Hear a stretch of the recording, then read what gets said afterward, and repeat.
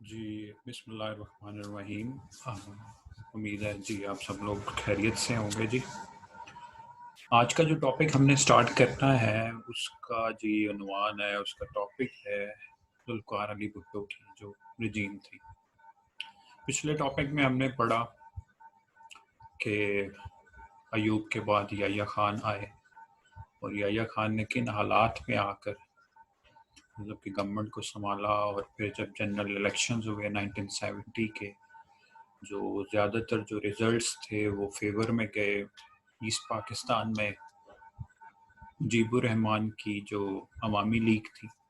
اور ادھر ویسٹ پاکستان میں پیپل پارٹی نے میجورٹی آف سیٹس حاصل کی۔ لیکن یحییٰ خان، چونکہ یحییٰ خان وائس تھے in favour of Zulfiqar Ali Bhutto کے، انہوں نے پاورز جو تھیں وہ شیخ مجیب الرحمان کو ٹرانسفر کرنے کے بجائے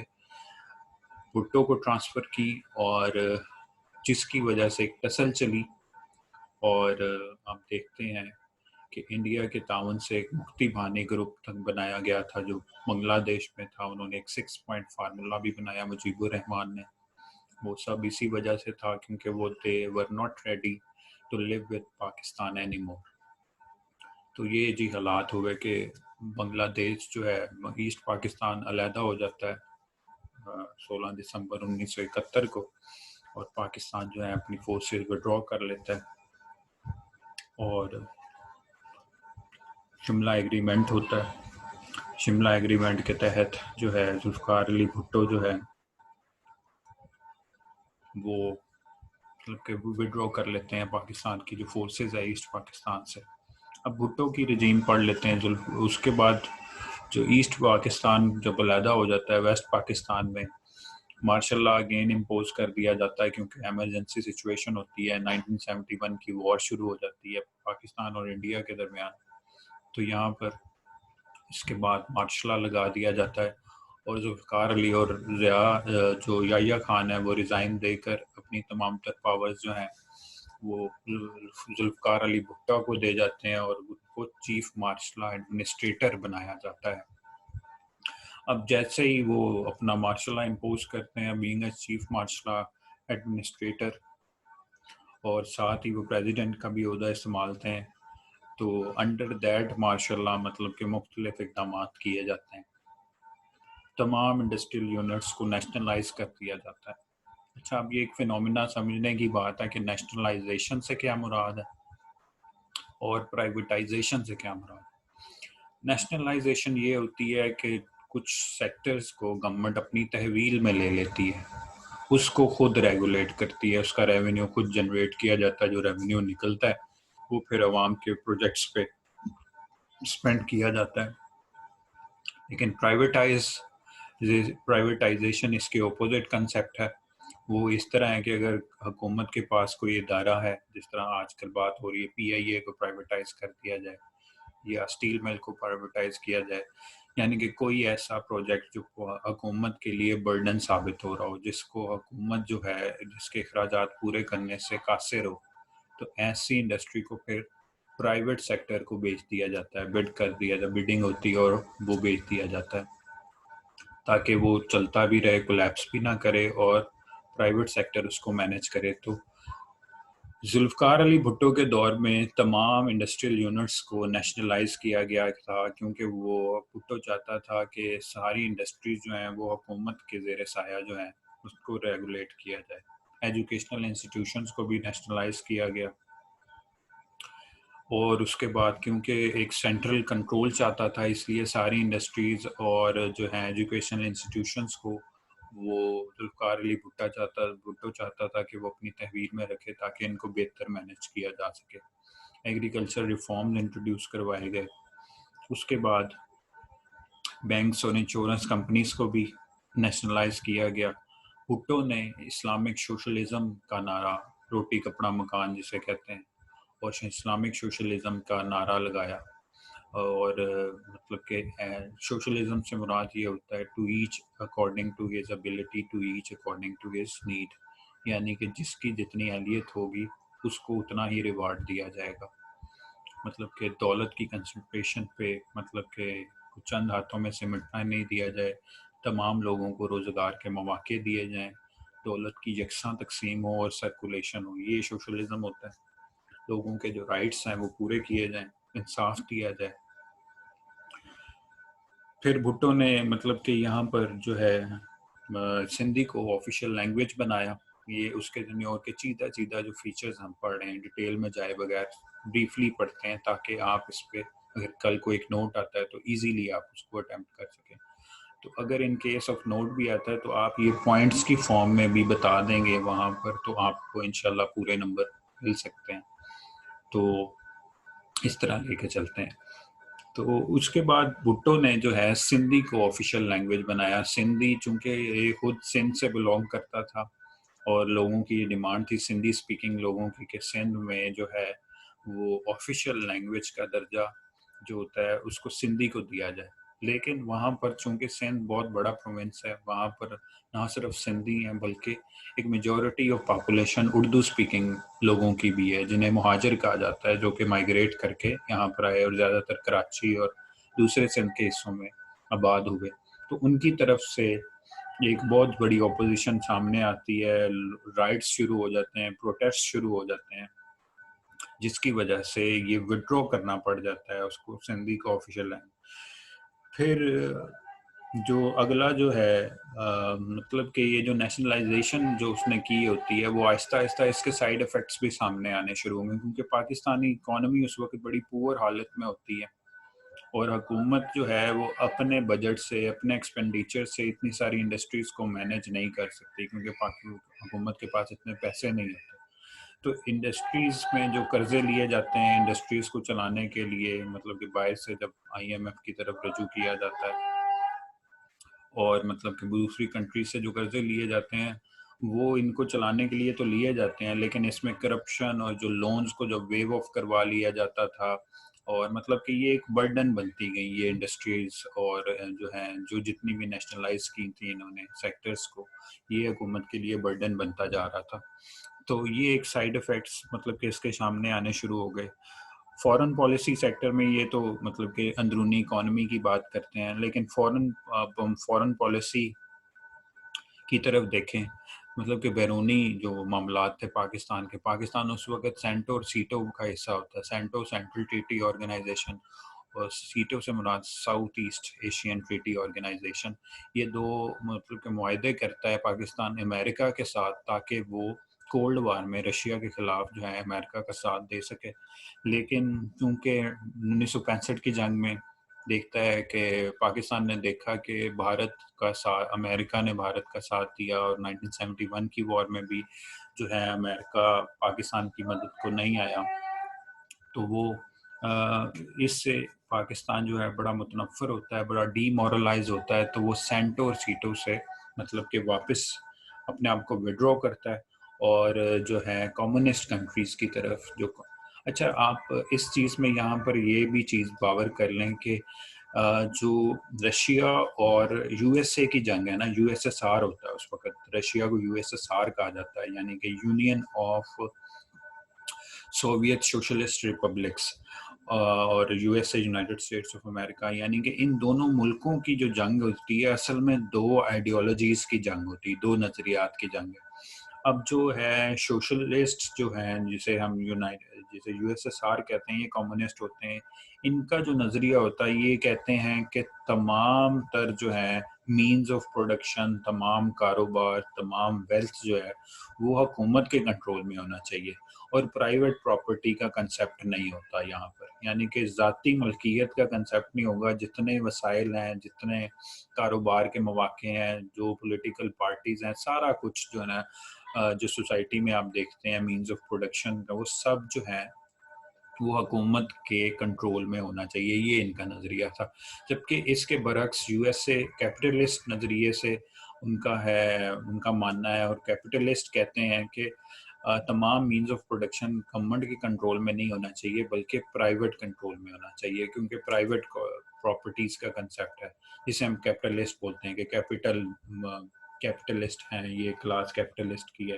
تو اس کا یہی مطلب ہوتا ہے کہ یہ لوگ ذاتی طور پہ اپنے کاروبار چلاتے ہیں، اس میں حکومت کا عمل دخل کم ہوتا ہے۔ ٹھیک ہے جی۔ آگے بات کرتے ہیں تو مطلب کہ اس طرف جو ہے پاکستان جو ہے رشیا سے دور سوری امریکہ سے دور جاتا ہے، کیونکہ اس کے پیچھے اس کا بیک گراؤنڈ ہے، 2 وارز میں یو ایس اے ساتھ نہیں دیتا، جس کی وجہ سے پاکستان اس سے متنفر ہو کر واپس جاتا ہے اور الائنس کرنے کی کوشش کرتا ہے رشیا کے ساتھ، تاکہ جو ہے پاکستان کے بیرونی معاملات کو بہتر طور پہ، کیونکہ پاکستان ایک غریب ملک ہے تو اس کو اپنی سیکیورٹی اور اپنی اکانومی کو چلانے کے لیے کچھ بیرونی طاقتوں کا بھی سہارا لینا پڑا ہے شروع ہی سے، جب سے وہ معرض وجود میں آیا ہے۔ تو رشیا کی طرف جاتا ہے، رشیا میں جا کر ریکگنائز کرتا ہے نارتھ کوریا کو، نارتھ ویتنام کو اور ایسٹ جرمنی کو، یعنی کہ ایسٹ جرمنی اور ویسٹ جرمنی آپس میں ڈیوائیڈ ہوتے ہیں۔ ایسٹ جرمنی کمیونسٹ ہوتا ہے، ویسٹ جرمنی کیپٹلسٹ ہوتا ہے، ویسٹ جرمنی امریکہ کا ساتھ دیتا ہے، ایسٹ جرمنی جو ہے رشیا کا ساتھ دیتا ہے، ایسٹ جرمنی کو ریکگنائز کر لیتا ہے ایز اے سیپریٹ ملک۔ اسی طرح نارتھ کوریا کو آج کل جو آپ دیکھتے ہیں کہ نارتھ کوریا نے کس طرح امریکہ کو ٹف ٹائم دیا ہوا ہے میزائلز وغیرہ سے، یا نیوکلیئر وہ مطلب کہ جارحیت شروع کر رہا ہے امریکہ کے خلاف، تو یہ نارتھ کوریا بھی کمیونسٹ ہے، اس کو بھی ریکگنائز کرتا ہے نارتھ ویتنام، یہ سارے کمیونسٹ کنٹریز ہیں۔ اس کے بعد جو ہے ذوالفقار علی بھٹو اپنے جو ریلیشنز ہیں مسلم کنٹریز سے بہتر بنانا ہے، کیونکہ امریکہ کی طرف سے منہ موڑ کر جو ذوالفقار علی بھٹو چاہتا ہے کہ تمام جو مسلم کنٹریز ہیں ان کے ساتھ تعلقات بہتر بنائیں، ان کو اکٹھا کیا جائے، ان کو بردرہڈ ان میں پیدا کیا جائے اور ان کو بتایا جائے جو تیل کی دولت وہ رکھتے ہیں اپنے پاس، اس کو جو مغربی ممالک کو کنٹرول کرنے کے لیے یوز کیا جائے۔ اگر ہم اکٹھے ہو کر، وہ اس کا یہ ماننا تھا کہ اگر اکٹھے ہو کر ہم یہ آئل کی پیداوار کا پروڈکشن کم کر دیں یا ان کو مغربی ممالک کو نہ دیں تو وہ ہمارے تمام تر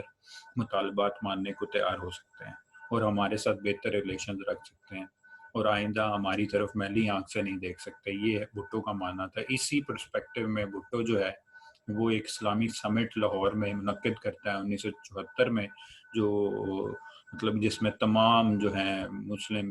کنٹریز کے ہیڈ آف اسٹیٹس پارٹیسپیٹ کرتے ہیں، تو یہ ایک بہت بڑا اقدام ہوتا ہے۔ اس کے بعد ریکگنائز کر لیتا ہے پاکستان ساتھ ہی بنگلہ دیش کو، وہ بھی ایز اے مسلم کنٹری، اس کو بھی ساتھ ملانے کی کوشش کی جاتی ہے۔ اس کے بعد جو بڑی ڈیولپمنٹ ہے بھٹو کی وہ یہ ہے کہ اس نے 1973 کا آئین جو آج تک پاکستان میں چل رہا ہے 1973 کا آئین پاس کرتا ہے، جس میں پاکستان کو وفاقی نظام حکومت اسلامک ریپبلک قرار دیا جاتا ہے۔ آئندہ آنے والا مسلمان اور جو صدر ہوگا اور وزیر اعظم ہوگا مسلمان ہوگا،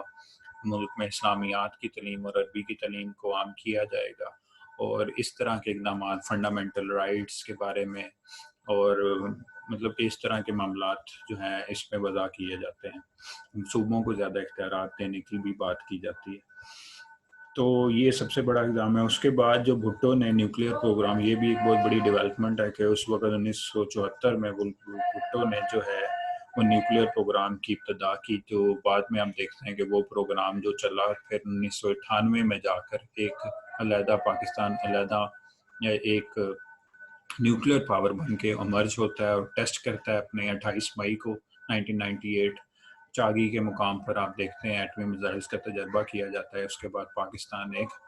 ایٹمی طاقت بن جاتا ہے۔ یہ بھی جو اس کا بھی سہرا جو ہے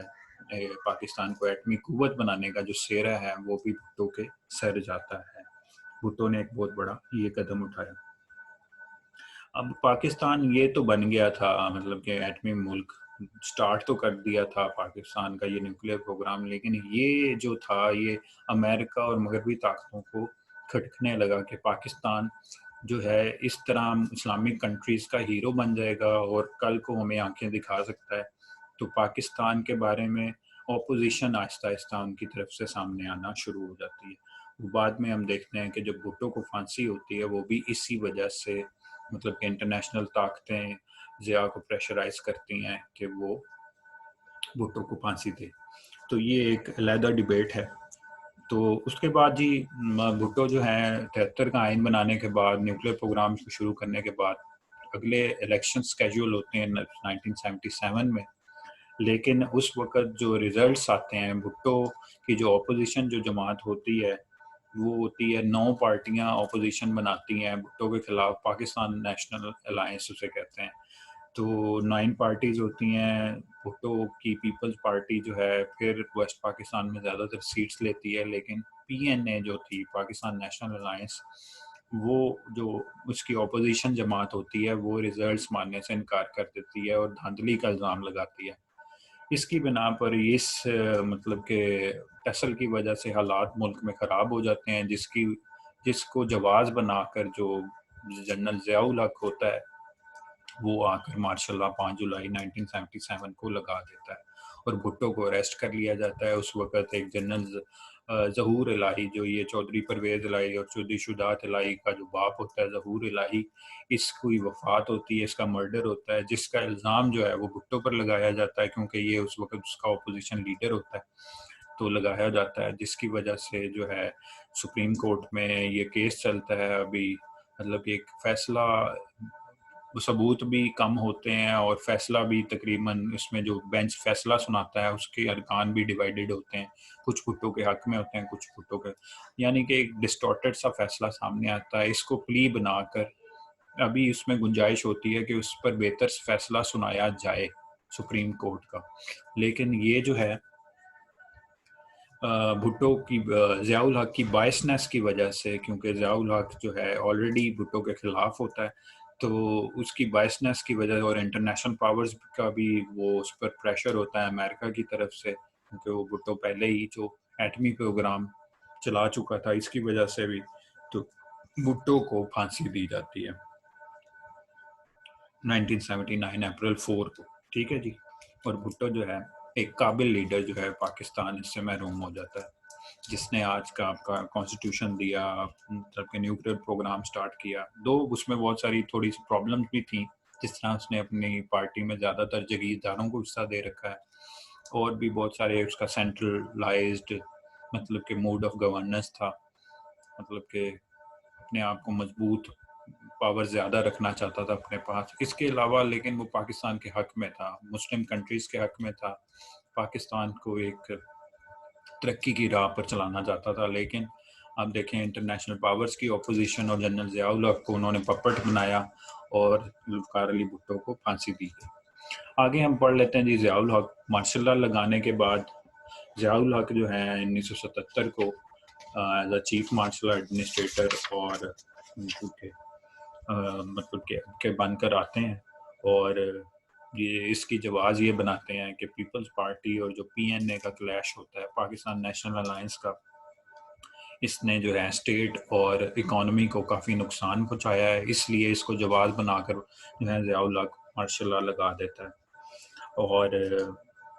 اس نے اور یہ بھی ساتھ کہتا ہے کہ نیکسٹ الیکشنز ہوں گے وہ میں 90 دنوں کے اندر اندر کرواؤں گا اور واپس اپنی بیرکس کی طرف چلا جائے گی, اور جو فوج جو ہے واپس بیرکس کی طرف جائے گی الیکشنز کروانے کے بعد. لیکن ہم دیکھتے ہیں کہ اس کی بھی لالچ ہوتی ہے اقتدار کی, اور وہ اپنا رول کو پرولونگ کرنا چاہتا ہے پریزیڈنٹ بن کر, ہم نے دیکھا بعد میں. اب جو اس کا مین جو تھیم تھا اس وقت کا, جو اس کے دور حکومت میں اس نے کس طرح کی گورننس کی یا حکومت کو کیسے چلایا, تو یہ حکومت کو اور اسٹیٹ کو اسلام کی طرف لانا چاہتا تھا, کٹر اسلام کی, یعنی کہ یہ وہابی آئیڈیالوجی سے زیادہ مستفید تھا. اثر انداز ہوا, سعودی عرب کی طرف سے ریالز آ رہے تھے, اور چونکہ اور ساتھ ہی کیوں آ رہے تھے, اور امریکہ کی طرف سے بھی امداد آ رہی تھی. وجہ یہ تھی کہ افغانستان میں جو ہے رشیا نے انویڈ کرنا چاہتا تھا, اور آ چکا تھا رشیا, اور وہ پاکستان تک, یہ ڈر تھا کہ وہ پاکستان تک پہنچے گا. اس لیے امریکہ نے پاکستان کی امداد کی, سعودیہ نے پاکستان کی امداد کی, اور جنرل ضیاء الحق کو لایا گیا, اور جنرل ضیاء الحق نے یہاں پر مدرسے بنائے, مجاہدین کی ٹریننگ کی ان ڈالرز اور ریال سے. تو ہم دیکھتے ہیں کہ ملک میں اسلامائزیشن کا پروسیس سٹارٹ ہوتا ہے کہ ملک کو شریعہ کے مطابق آرگنائز کیا جائے. اس لیے وہ چند اقدامات کرتا ہے, جس طرح زکوٰۃ اور عشر آرڈیننس جاری کرتا ہے کہ زکوٰۃ دینا سب پہ لازمی ہوگا, عشر دینا سب پہ لازمی ہوگا,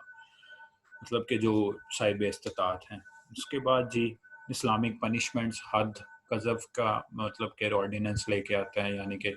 جو چوری کرے گا اس کے ہاتھ کاٹ دیے جائیں گے, جو مطلب کہ کسی کو قتل کرے گا اس کو پبلکلی ہینگ کیا جائے گا, جو زنا کرے گا اس کو کوڑے لگائے جائیں گے، اور ریپ جو کرے گا مطلب کہ اس کے لیے انہوں نے ایویڈنس مانگا، مطلب کہ عورت کی جو گواہی ہے اس کو آدھا سمجھا جائے گا اور مرد کی گواہی کو ایک پورا، مطلب کہ 2 عورتوں کو ایک مرد کی گواہی کے برابر کہا جائے گا at the time of rape, مطلب کہ ریپ کو پروف کرنے کے لیے جس شخص نے کیا ہے۔ تو یہ سارے ایک ایسے اقدامات تھے جو کہ مطلب کہ بڑے عجیب سے تھے، جس کی وجہ سے مطلب کہ ملک میں جو ہے، کیونکہ اس وقت افغان ریفیوجیز بھی آ رہے تھے، اس نے کافی مطلب کہ ملک کے ساتھ جو ہے بہتر نہیں کیا۔ افغان مہاجرین آئے رہے تھے، افغان مہاجرین کے ساتھ کلاشن کوپس کیونکہ کلچر آیا، اور کرائم جو ڈرگ جو ہے کلچر آیا، ڈرگز کیونکہ افغانستان میں زیادہ تر جو پیداوار ہے وہ فیون اور چرس کی ہے، تو یہاں پر ڈرگ عام ہونے لگی اور کلاشن کوپ کلچر آنے لگا مدرسوں میں جو ہے مجاہدین کی ٹریننگ ہونے۔ تو آج بھی ہم دیکھتے ہیں کہ پاکستان میں ڈرگز زیادہ بڑھ گئی ہیں، وہ ضیاع ہی کی وجہ سے یہ کلچر عام ہوا ہے، اور جو ہے لوگوں کے پاس اب زیادہ تر اسلحہ ہے، مطلب کہ گھر گھر میں کلاشن کوپ وغیرہ آنے لگ گئی، اور مطلب کہ آپ دیکھتے ہیں کیونکہ اس وقت جہاد کرنا تھا، تو یہ صرف ضیاء الحق کی پالیسیز کی وجہ ہے۔ اس کے بعد ہم دیکھتے ہیں جی ضیاء نے جو ہے مطلب کہ سیاچین جو ہے انڈیا کو واپس کر دیا، لیکن نیوکلیئر پروگرام کو جاری رکھا، کیونکہ معاہدہ ہوا انڈیا کے ساتھ اور سیاچین جو ہے اس نے واپس کر دیا، اور اس نے اس کے خلاف ایک موومنٹ اٹھتی ہے، ساری موومنٹ پولیٹیکل جماعتوں کو اس نے بین کیا ہوتا ہے، لیکن پولیٹیکل پارٹیز آپس میں ایک الائنس بناتے ہیں جسے movement of restoration of democracy کہا جاتا ہے، اس کو یہ سپریس کر دیتا ہے کیونکہ یہ اپنے خلاف کوئی بھی اپوزیشن برداشت نہیں کر سکتا۔ اس کے بعد اس نے اپنا ریفرینڈم کروایا ملک میں، اور اپنے آپ کو 5 سال کے لیے صدر منتخب کروایا، چیف مارشل ایڈمنسٹریٹر سے ہٹ کے اپنے آپ کو ریفرینڈم کے ذریعے پریزیڈنٹ بنایا 5 سال کے لیے، اور 1960 ہی جب الیکشن مطلب کہ پریزیڈنٹ بنا تو 1985 کے الیکشنز بھی کروائے، اور ایک نان پارٹی بیسس پر الیکشن ہو گئے، یعنی کہ پارٹیاں نے شرکت نہیں کی کیونکہ پارٹیز پر بین لگایا گیا تھا، تو نان پارٹی بیسس پر الیکشن ہوا، اور جو جماعت سامنے آئی اس کو اور محمد جماعت تو نہیں تھی، سوری، جنیجو جو تھا، محمد خان جنیجو جو تھا وہ اس کو پرائم منسٹر بنایا گیا، اور ساتھ ہی اس نے اس پارلیمنٹس میں ایک 8th امینڈمنٹ پاس کروائی، جس میں 8th امینڈمنٹ سے یہ مراد ہے کہ کانسٹیٹیوشن میں 8ویں ترمیم کی گئی تھی۔ 8ویں ترمیم ایسی ترمیم تھی جو پریزیڈنٹ کو زیادہ تر پاور دیتی، کیونکہ بھٹو نے جو قانون لے کر آیا تھا 1973 کا، یعنی اس میں پریزیڈنٹ کے پاس پاورز کم تھیں اور پرائم منسٹر کے پاس پاور زیادہ تھیں، جو مطلب کہ پریزیڈنٹ سے وہ پاورز لے لی گئی تھی، جس کی وجہ سے وہ اسمبلیوں کو تحلیل کر سکتا تھا اپنی آپ مطلب کہ اپنی سوچ کے مطابق یا خود ہی، لیکن یہ جو اس نے ترمیم کی کانسٹیٹیوشن میں 8ویں ترمیم کی، اس کی وجہ سے جو 58(2) بھی کانسٹیٹیوشن میں لگایا گیا، جس کی وجہ سے پاکستان جو پریزیڈنٹ ہے اس کے پاس پاور زیادہ ہو گئیں، اور وہ کیونکہ اپنی پوزیشن، کیونکہ یہ بھی خود بھی پریزیڈنٹ تھا تو وہ اپنی پوزیشن کو مزید پاورفل بنانا چاہتا تھا، تو 8ویں ترمیم کے ذریعے وہ پریزیڈنٹ کو اس نے پاورفل بنایا تاکہ وہ دوبارہ سے اسمبلیوں کو اپنی ثوابدید پر تحلیل کر سکے کسی بھی وقت۔ اس کے بعد جی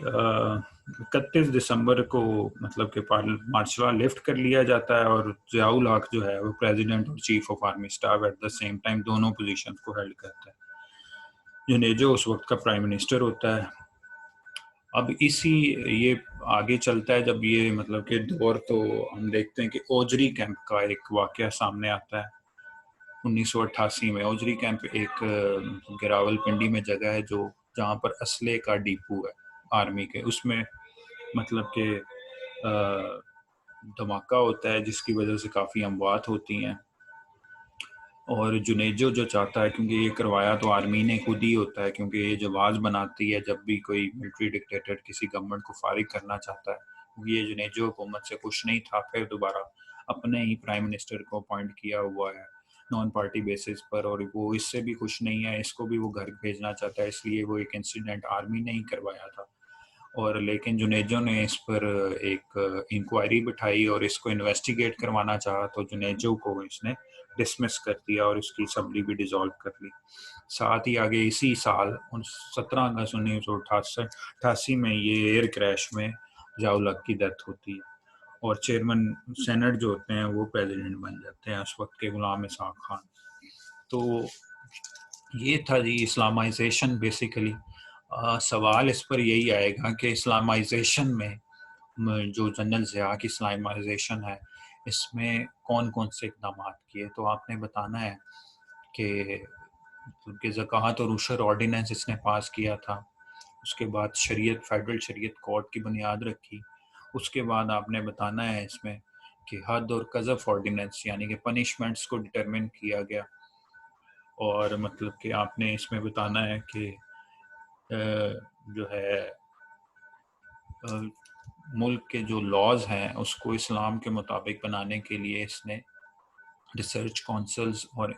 انسٹیٹیوشنز بنائے تاکہ جو اسلام کے جو ملک کا قانون ہے اس کو اسلام کے سنہری اصولوں کے مطابق ڈھالا جا سکے۔ تو یہ 4-5 پوائنٹس آپ نے بتا دینے ہیں، اسی پر یہی سوال آتا ہے۔ تو اس کے بعد ہم نیکسٹ پڑھیں گے جی ذوالفقار علی بھٹو میں آپ کو جو سوال آ سکتا ہے وہ میں آپ کو بتا دوں کہ وہ کیسا سوال آ سکتا ہے کہ اس کی ایفیکٹس آف نیشنلائزیشن پوچھ سکتا ہے، اور اس کی نیوکلیر پالیسی پوچھ سکتا ہے، یا ایفیکٹس آف نیشنلائز یعنی کہ نیشنلائزیشن جب نیشنلائز کر دیا جاتا ہے انڈسٹریز کو تو اس کے کیا منفی اثرات کیا مرتب ہوئے، کیونکہ میں نے پہلے بھی بتا چکا ہوں کہ نیشنلائز جب انسٹیٹیوشنز کو کیا جاتا ہے تو وہ مطلب کہ حکومت پر ایک برڈن بن جاتا ہے، حکومت ان کے اخراجات کو پراپرلی نہیں چلا سکتی، جس طرح پاکستان اسٹیل مل اور پی آئی اے آپ دیکھتے ہیں کہ لاس میں جا رہی ہے حکومت، اس پہ جو خرچہ کر ہو رہا ہے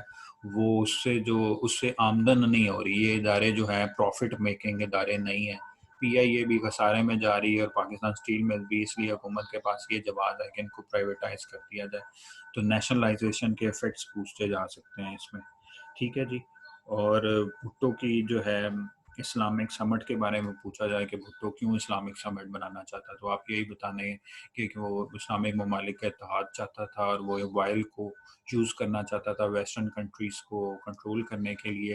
اور پلس جو ہے وہ اسلامک کنٹریز کا ہیرو بننا چاہتا تھا پاکستان، تو اس لیے پاکستان کو ہیرو بنانے کے لیے اور متحد بنانے کے لیے مسلم کنٹریز کو،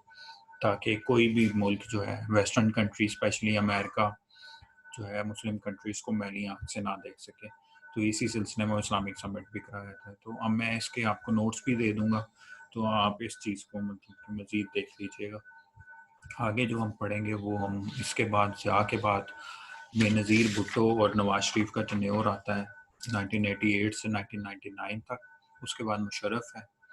اور مشرف کے بعد ہم پڑھ لیں گے مطلب کہ کانسٹیٹیوشن میں ابھی تک کتنی امینڈمنٹس ہو چکی ہیں، اور مطلب کہ پریزنٹ حکومت کے بارے میں بھی تھوڑا سا بریفلی میں آپ کو بتا دوں گا۔ تو یہ ساری چیزیں ہیں جی، ٹھیک ہے، انشاءاللہ نیکسٹ لیکچر میں ملتے ہیں، اللہ حافظ۔